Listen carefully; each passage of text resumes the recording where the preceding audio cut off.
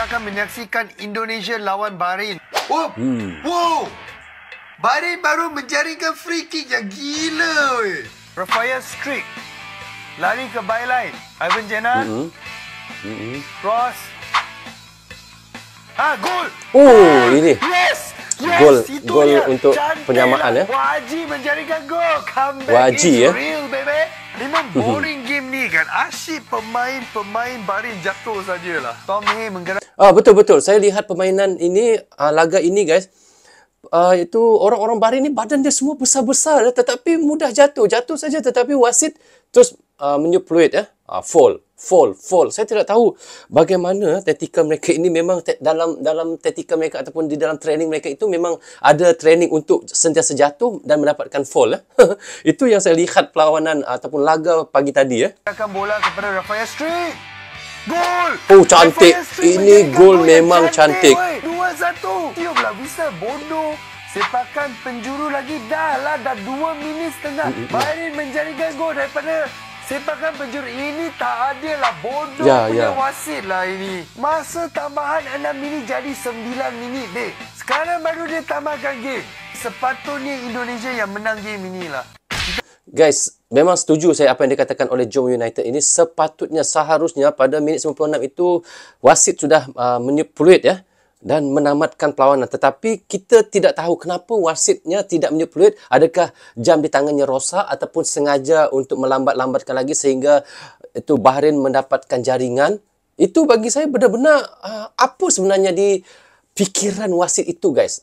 Jadi kami di Malaysia ini pun sebenarnya bergadang juga menonton sehingga jam 2 pagi untuk menyaksikan sendiri perlawanan iaitu Indonesia versus Bahrain ini. Tetapi memang betul-betul mengecewakan wasit yang daripada Oman ini. Benar-benar mengecewakan guys. Bagi saya sangat-sangat kecewa ya. Okay, next. Timnas Indonesia dicurangi wasit. Indonesia yang sepatutnya menang game ini akhirnya hanya mampu imbang 2-2 dengan Bahrain. Wasit Ahmad Abu Bakar Said Al-Kaf dari Oman telah merosakkan laga ini. Game yang sepatutnya ditamatkan pada minit ke-96 telah dipanjangkan. Dari mana datangnya 3 minit masa tambahan itu? Apa benda ni weh? Sepanjang game pemain Bahrain hanya pandai berguling-guling di atas padang mencari bola mati. Gol pertama mereka datang daripada sepakan percuma roket yang cantik. Selain daripada itu, serangan mereka banyak dipecahkan oleh J. Izzaz dan Miss Hughes. Beberapa percubaan Bahrain juga diselamatkan oleh Martin Pas. Ya, ini saya setuju guys. Tom Hay dan Rafael Strik Betul. main dengan bagus hari ini. Pergerakan Rafael Strik di babak pertama telah menghasilkan gol pertama timnas Indonesia oleh Rekna. Masuk babak kedua, Bahrain cuba menyerang Indonesia tetapi gagal menembusi pertahanan mereka yang kebal. Rafael Strik menjaringkan gol kedua timnas Indonesia yang cantik ini memang di terbaik. sudut kotak penalti. Cantik. Lepas tu memang nampak Garuda yang akan unggul game ini. Tapi semua ini tak bermakna apa-apa apabila wasit memberi masa tambahan kepada Bahrain untuk menjaringkan gol kedua. Kalian setuju dengan abang yang wasit ini masalah? Komen kat sini. Okey guys, untuk jaringan yang Bahrain pada yang pertama itu, pada minit keberapa saya tidak pasti, 13 ke 14 ya. Memang sangat cantik ya. Jaringan bola mati itu, tetapi selepas itu kita lihat memang banyak pemain Bahrain ini berguling-guling untuk mendapatkan fall, untuk mendapatkan tendangan bola mati ya daripada referee, wasit ini. Adakah ini memang sudah dicadangkan cara mereka untuk bermain sentiasa untuk mendapatkan fall dan untuk mendapatkan bola mati? Dan kita tahu wasit memang nampak benar sekali berat sebelah walaupun dia daripada Oman, bukan di dalam klasemen yang sama di dalam grup C, tetapi kita tahu ini tidak menjadi masalah lah ya. Tapi yang menjadi masalahnya sekarang ini guys, yang menjadi masalah sekarang ini, wasit ini banyak memberi untuk tendangan bola mati untuk Bahrain. Lepas itu apa yang dilakukan oleh Bahrain apabila jatuh sedikit ataupun fall sedikit, sudah diberi kartu kuning kepada pemain Indonesia. Dan apa yang lebih kita sangat sedih lagi pada perlawanan pagi tadi, apabila kita melihat wasit boleh melanjutkan perlawanan itu, laga itu sehingga ke minit 99 ya. Sedangkan minit sudah habis ke 96 tapi ditambah ke 99. Adakah 90 tambah 6 minit itu 99 guys? Bisa jawab guys. Dan apa yang kita lihat di situ juga tendangan gol daripada iaitu Strik ya. Wow, ini benar-benar berkelas dunia guys. Bagi saya jaringan Strik itu 2 kali saya rasa Struik pernah menjaringkan gol seperti itu ketika di Piala Asia sekali, dan ini malam ini pun Struik melakukan perkara yang sama. Tidak salah saya, di tempat yang sama juga jaringan seperti itu. Wow, memang cantik sekali guys, memang cantik jaringan Struik itu. Okey guys, kita lihat next ya. Full time Indonesia bertemu dengan Bahrain 2-2. Ya. Jom kita bahas. Bahas untuk kesebelasan Indonesia, agak terkejut bila saya nampak Jordi Amat diturunkan dalam perlawanan ini. First, saya rasa Jordi Amat tidaklah berapa sesuai diturunkan kerana beliau baru balik pada injured, dan dia diturunkan bagi saya not good. Lagi-lagi ada pemain baru seperti Malik Rizaldi diturunkan dan debut daripada Miss Hilgers dalam first line up, dan yalah, kerana kesilapan pencaturan tu mungkin mengubah untuk first half saya akan bahas ya. Kita tengok dalam kesemuan pertama, yes, bagi saya okey lah. Kita bermain mungkin defensif kita 3 defense, midfield kita ada 4, atas ada 3 penyerang. Well, itulah kesebelasan utama untuk timnas Indonesia. Ya. Dan Jordi Amat tu saya agak beliklah sedikit. Masuk ke first half, saya nampak Indonesia agak struggle untuk menguasai perlawanan, kerana kita tahu lawan di away ni satu saja yang sukar, iaitu bila kita lawan di away. Kelemahan untuk timnas Indonesia lah. Kita dah lawan 2 away, masuk 3 perlawanan ni. First half kita memang rasa, yalah, first half tu agak sukar untuk control the game. Biarlah. Dan lagi satu adalah kita dikejutkan dengan gol pertama daripada Bahrain sendiri. Ya.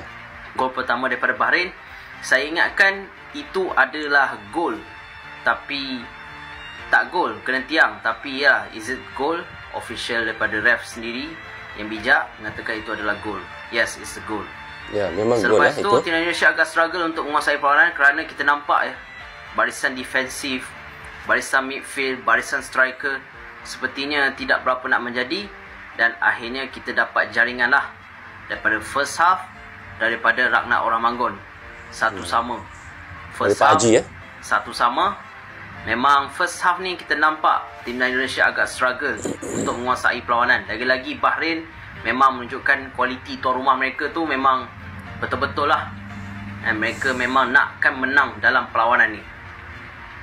Jadi masuk ke second half, ada banyak perubahan pemain, iaitu Eliano pun dimasukkan, Rizky Ridho pun dimasukkan, ditukar Jordi Amat dan Sandy Walsh ditukar, kan? Dan yalah, itu yang mengubah sedikit untuk corak permainan Indonesia untuk second half. Kita nampak game untuk Indonesia untuk second half ni teratur dan bagus, dan semua pemain-pemain pun dah buat yang terbaik, dan banyak player-player masuk. Witan, Marcelino masuk, and second half kita dapat jaringan lah daripada Rafai Strike menjaringkan gol. Gol beliau tu memang terbaik lah. Benar guys. Dan seterusnya lah, hinggalah timnas Indonesia sekarang ada banyak peluang. Itulah, problem is timnas Indonesia sekarang is mostly like from finishing untuk second half. Dan inilah babak yang anda tunggu-tunggukan. Masuk ke minit-minit akhir, kita nampak kebanyakannya adalah tuan rumah menggunakan cara iaitu dengan berlakon, terguling, tapi kita tidak menggunakan cara tersebut. It's the most like timnas Indonesia. Bila nampak tuan rumah main begitu, kita patut main gitu. Tapi lah, mungkin Shin Tae-hong kata jangan pun kita kena main dengan cara yang serius. Okey, memang betul lah. Kalau kita lihat sudah apabila minit-minit kata akhir itu guys, kita lihat pemain-pemain tuan rumah ataupun pemain Bahrain sendiri sudah mula banyak yang bersinetron ya, sinetron. Berguling, terjatuh lah, apalah semua ya. Tetapi memang kita tahu di situ wasit akan menjebelahi mereka, akan memberi ataupun memberi kartu kuning kepada Indonesia dan memberi tendangan mati kepada Bahrain. Dan sepatutnya apa yang dikatakan oleh Bola God ini adalah benar juga. Seharusnya pasukan timnas akan mengikut cara untuk lakonan ataupun sinetron-sinetron Bahrain itu. Tetapi kita tahu mungkin Sintayong tidak mahu perkara itu berlaku sama juga, dan kita tahu Indonesia mahu main secara clean, secara bersih. Tidak ada cara penipuan, tidak ada secara untuk mendapatkan tendangan bola mati dengan secara yang begitu kotor. Maksudnya secara Indonesia main itu dia mahu main bersih semua. Secara yang bersih, secara yang clean, agar permainan itu nampak soft, nampak cantik. Tetapi kita tahu tuan rumah akan melakukan sedaya upaya untuk melakukan apa saja untuk menang di tempat sendiri, ya. Okey, kita sambung. Dan masuk part ni saya rasa pelik. Masa tambahan 6 minit. 90 minit tambahan 6 minit. 96. Memang saya nampak Bahrain ada peluang. Tapi timnas Indonesia, yalah, ada juga peluang tapi kita tidak menggunakan sebaik-baiknya. And then kita dihukum sehinggakan masa 90 tambahan 6 minit tu sudah habis. Ya. 1 minit Dah habis. masuk ke 7 minit. Okay, dah lebih 1 minit. Masuk ke 2 minit sudah lewat. And then masa masuk ke minit yang ke-9, ni dah lewat 3 minit guys. Lewatnya tu sudah hampir untuk 3 minit. Corner daripada Bahrain, kita pun leka dan yes, Dihukum. kita dihukum dengan jaringan daripada player yang sama. 2-2. And kita seri full time 2-2. Kita jaringan daripada dua pemain kita, Ragnar dan Rafa Strike. Apa pun guys, aku bukan mahu ulas ref, tapi aku agak kecewa guys. Kualiti ref AFC sendiri, Kualiti. yang bagi aku ini tahap World Cup guys. This is the World Cup qualifiers. Dan bagi aku ya, selama aku melihat game guys, I think like this is not fair. Tapi aku, yalah, mau kata apa guys, this is a game. Kita perlu lupakan, kita kena bangkit semula guys. Dan yalah, kita seri untuk 3 perlawanan. I watch that game guys. Aku live. Siapa yang masuk live aku nonton perlawanan ni. Yes, I watch that live. Aku nonton keseluruhan 90 minit hingga masa tambahan aku tengok. Aku penat guys. 4 jam aku live. This is what I get. Kita perlukan seorang striker. Tapi kalian kena faham guys, kalau kita kritik-kritik ref-ref ni, gak ada apa-apa guys. Mereka pun tetap sama guys. Apa yang terjadi pada Jordan guys, kalian lihat Jordan masa di Qatar, apa jadi? Gak ada info-info apa-apa pun. Tapi kita just moving on untuk next game. Kita bertemu dengan Tiongkok nanti. Aku harap kalian stay positif. Kita think positif. Kita bangkit semula guys, dengan penuh kejayaan yang kita buat. Jangan pernah mengalah. Dan walaupun game ni 2-2 guys, tapi at least kita tidak kalah guys. At least kita tidak kalah. Dan kita masih lagi ada peluang. Dan kita masih lagi ada chance dan peluang itu. Okey guys, apa yang dikatakan oleh Bola God ini memang benar guys. Sebenarnya Indonesia seharusnya memerlukan seorang striker yang benar-benar berkualitas. Bukan tidak ada yang berkualitas sekarang di timnas Indonesia. Kita tahu sudah ada ya. Cuma untuk yang lebih lagi sebelum ini, kalau kita lihat penjaga gawang, kalau kita lihat Hernando itu sudah bagus. Tetapi Indonesia menambahkan yang lebih bagus lagi untuk Martin Paes ya. Itu sudah bagus. Defense sebelum ini sudah ada, kita lihat Jordi Amat, sudah ada kita lihat pemain-pemain Indonesia sendiri, siapa ya? Saya pun lupa pula ya. Tetapi ditambah lagi dengan adanya J.Izez, ditambah lagi dengan Mes Hilgers, itu sudah bagus. Midfielder pun sudah bagus kita lihat. Cuma sekarang ini Pak Eric saya rasa akan menambah seorang lagi, iaitu striker, ataupun ada 2 striker yang terbaik. Sekurang-kurangnya ada 1 striker yang terbaik ya. Sekurang-kurangnya ada 1 striker yang terbaik untuk mencerahkan lagi di kualifikasi, iaitu round ketiga ini ya. Kerana kita tahu selepas ini akan bertemu China. Mungkin bertemu China masih dengan player yang sama, dan mungkin kita tahu nanti akan berjumpa lagi Bahrain pada bulan Maret, tak salah saya, pada bulan Maret pada tahun 2025. Tapi tanggal berapa saya lupa ya guys ya. Akan bertemu lagi di Indonesia. Indonesia bertemu Bahrain lagi sekali ya. Waktu itu kita bisa membalas guys. Membalas ya apa yang dilakukan oleh Bahrain. Tetapi bukan cara mencurangi ataupun bukan menyuruh wasit curang kepada perlawanan itu. Tidak. tetapi kita akan membalas dengan cara clean, dengan cara bersih, dengan cara perlawanan yang sebenar bola sepak ataupun sepak bola. Itu yang kita akan tunjukkan kepada Bahrain di tempat kita sendiri di GBK nanti, di Jakarta nanti pada bulan Maret tahun 2025. Kita tunjukkan kepada Bahrain. Kita main secara bersih, kita main secara yang undang-undang ataupun cara sepak bola yang sebenar. Kita kalahkan Bahrain di GBK nanti. InsyaAllah guys, itu kita doakan sama-sama ya. Sayang 1000 kali sayang apabila Indonesia hampir meraih 3 poin. Hampir meletakkan diri mereka di tempat kedua dalam grup C kualifikasi Piala Dunia. Namun, referee tidak meniup whistle pada minit 96.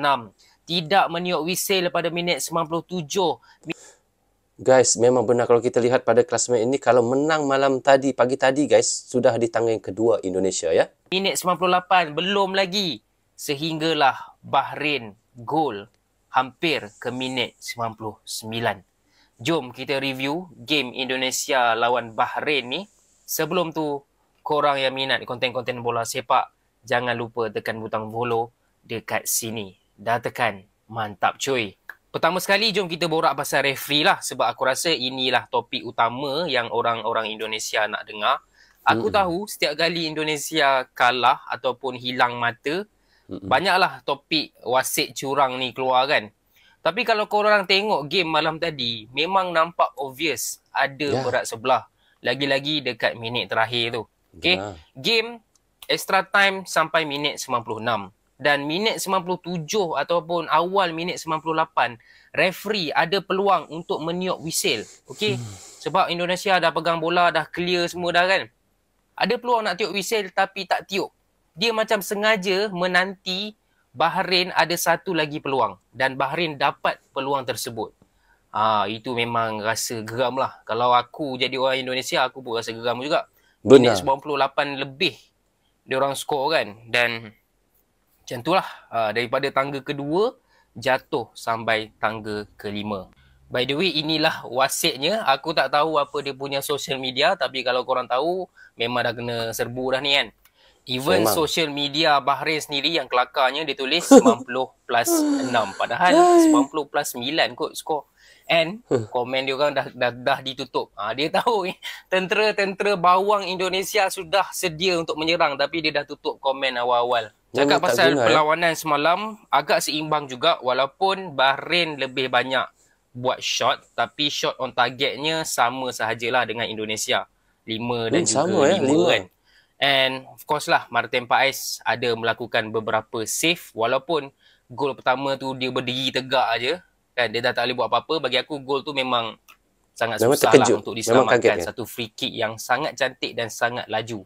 Indonesia sempat menyamakan kedudukan sebelum half time daripada Ratna, dan bagi aku itu satu gol yang sangat-sangat penting lah untuk carry momentum ke half time. Dan di separuh masa kedua, Rafael Struijk, wow, what a goal. Cantik. Aku dah kata dah, budak Struijk ni kalau gol-gol yang senang, gol-gol yang simple dia tak boleh buat. Tapi gol-gol yang susah, gol-gol yang cantik, Mamat ni dia punya tendangan memang padu. Satu placing yang sangat cantik lah. Placing meletakkan cantik, Indonesia guys, di hadapan 2-1. Ingatkan dah menang tapi hujung-hujung kena 2 sama. Korang boleh berikan pendapat korang dekat bawah dan macam biasa. Okay guys, ini adalah grouping untuk Timnas Indonesia kemasa kini yang terbaru. Sekarang ni Indonesia berada di kedudukan yang kelima guys. Mempunyai 3 seri, tiada menang dan tiada kalah. Kita ada 3 mata. Well, kalau kita menang guys, menentang Bahrain tu, kita mungkin akan duduk di dalam kedudukan nombor 2 guys. Australia mungkin di bawah kita, nombor 3, kita di bawah Jepang. Kalau dan menang Jepang, malam tadi ya, official memang mereka terbuka guys untuk layak. Karena mereka 3 kemenangan 9 mata. Rasanya mereka mungkin akan layak. Tapi mungkin peluang untuk duduk ke tempat kedua guys akan bergantung dalam perlawanan yang keempat ini. Tiongkok pun ya, tengok guys, kalah 3 perlawanan. Kita ada peluang Bahrain, ada Saudi dan Australia. Berbezanya adalah jaringan guys.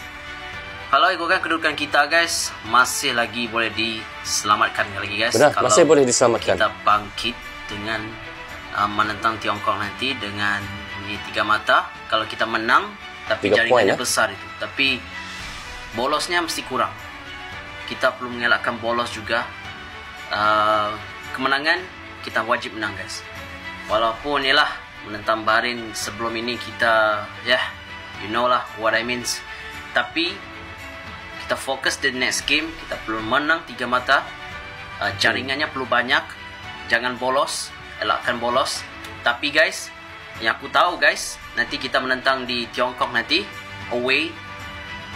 Katanya guys, perjalanan di hotel itu dan stadium itu jauh. I don't know, but itu aku baca di media-media sosmednya di sana nanti. Jadi aku akan update terus untuk sama tim Indonesia. Jangan pernah mengalah, karena aku yakin guys, dengan performa tim Indonesia kita masih lagi ada peluang guys. Ya, masih ada peluang ya. Tim Indonesia sentiasa ada peluang untuk bangkit. Kita pun tiada beza. Dan Arab Saudi dan Australia mereka ada kekalahan. Jadi kita masih lagi tiada kekalahan. Itu yang kita masih ada harapan. Selepas ini kita perlu mendapatkan kemenangan. Kemenangan itu penting. Kalau kita tidak menang, jaringannya tidak banyak, bolosnya kurang, kita boleh otomatik dapat nombor 3 atau 4. Itu yang aku yakinkan. Tapi kalau nombor 2 guys, ya itu mungkin sukar. Tapi kalau ada keajaiban guys, Australia, Bahrain. Kalau Australia, Bahrain dan mungkin Australia, Bahrain. Mungkin kalau ada kekalahan lepas ini mungkin kita ada peluang. Ya, ia bergantung setiap negara-negara yang bertanding guys dalam grup ini. Tapi walaupun sentiasa positif, jangan pernah mengalah. Kita yakin timnas kita mampu pergi lebih jauh. Ya, benar. Dan sentiasa mental juara. To support. Jangan pernah mengalah. That's what I mean guys. Jangan pernah mengalah. Peluang untuk layak ke Piala Dunia sentiasa terbuka. Sentiasa ada celahnya untuk kita layak. 3 mata pasti dengan kita. Kemenangan pasti milik kita. Ingat itu. Jangan pernah mengalah. Walaupun hayuh Garuda terbang tinggi. Assalamualaikum. Amin. Okey, kita lihat memang apa yang memang benar dikatakan oleh Bola God ni. Sebenarnya Indonesia masih ada lagi peluang ya. Jangan rasa kecil, jangan rasa kita sudah mengalah. Tidak. Saya yakin dengan China ini walaupun di away, kita tahu Indonesia pasti akan mendapat 3 poin. Walaupun dengan jaringan yang kecil ataupun kemenangan yang kecil, tetapi tetap mendapat 3 poin. Mungkin 1-0 ataupun 2-0. Itu sudah cukup. Yang penting ada 3 poin di China nanti. Dan apa yang kita lihat ini, sebenarnya peluang Indonesia itu masih ada lagi ya. Jangan rasa, sudah 3 poin, mungkin peluang dan Indonesia berada di kedudukan tangga kelima, mungkin peluang untuk Indonesia ke Piala Dunia itu tidak ada. Sebenarnya salah ya. Bagi saya, terus ada semangat. Pemain-pemain Indonesia terus ada semangat. Kita sebagai supporter Indonesia, pendukung berat timnas Indonesia, terus memberi dukungan penuh kepada timnas Indonesia. Indonesia adalah salah satunya, satu-satunya sekarang ini negara di ASEAN yang menjadi wakil untuk ASEAN kita untuk ke Piala Dunia. Jadi kita beri dukungan yang penuh ya. Saya walaupun di Malaysia, ramai juga kita lihat sekarang supporter-supporter daripada Thailand, daripada Filipina, Singapura, Vietnam, Malaysia, semua sekarang berfokus dan bertuju kepada Indonesia untuk memberi dukungan penuh agar ada satu wakil ASEAN melaju ke Piala Dunia pada tahun 2026. InsyaAllah guys. Fair play. Saya yakin PSSI dan Pak Erik akan segera melayangkan nota protes ke AFC atau FIFA. Iya kan Pak? Meski Presiden AFC saat ini orang Bahrain, jangan gentar Pak. Saya sudah berusaha tidak kesal, tapi setiap melihat kepala botak lagi mata saya memerah. Maaf bercanda, tapi serius timnas kita menghadapi 11 pemain plus 1 wasit. Wajar kita marah. Tolong FIFA usut tuntas ketidakadilan ini. Dan untuk alasan apapun keputusan wasit asal Oman Ahmed Al-Kaf yang memimpin jalannya pertandingan timnas versus Bahrain jelas kontroversi. Dari awal saya emang udah curiga sama wasit ini. Dia memang bukan dari Bahrain, tapi kita tahu Oman dan Bahrain berada dalam federasi sepak bola yang sama. Hal ini jelas menimbulkan kecurigaan adanya keberpihakan. Dari awal banyak niup sempritan, giliran waktu lebih gak ditiup-tiup. Mau lu apa sih tak? Kan emosi lagi. Kayaknya permainan juga gak bakal berhenti deh kalau Bahrain gak cetak gol. Pak wasit, kalau mau menangin gak sejorok ini caranya. Kayaknya pun FIFA harus diramein sih, tapi kayaknya udah rame. Tahu kan tugas kita selanjutnya harus ngapain? Kalau bisa wasit model telur busuk gini di banet aja, setuju gak? Dan apresiasi setinggi-tingginya buat timnas kita. Pontang-panting, Lintang Pukang jatuh bangun bahkan hingga berdarah. Meski pada akhirnya harus berbagi angka dengan wasit. Tapi saya tetap bangga. Gimana? Udah tahu kan tugas kita harus apa? Debat tetap pakai adab. Oke guys, dari yang sudah kita tahu ya, walaupun keputusan imbang dan Indonesia bisa mencuri 1 poin di bumi Bahrain, tapi saya yakin ramai yang tidak berpuas hati dengan keputusan yang sangat kontroversi daripada wasit yang bernama Ahmad Al-Kaf yang berasal dari Oman.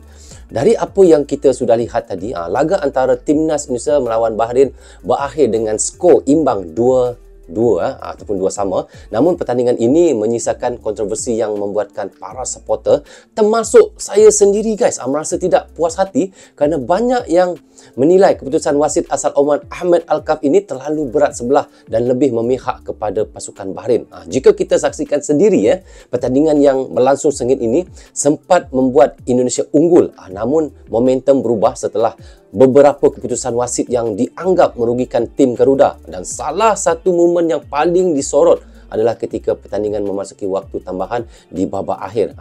Kerana kita lihat ketika itu waktu tambahan yang seharusnya berakhir pada minit ke-96 terus berjalan sehingga minit ke-99.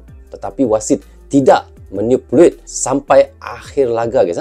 Dan kita lihat, dan tepat di saat akhir itu Bahrain berhasil mencetak gol menyamakan kedudukan yang kemudian menimbulkan protes keras dari kubu Indonesia.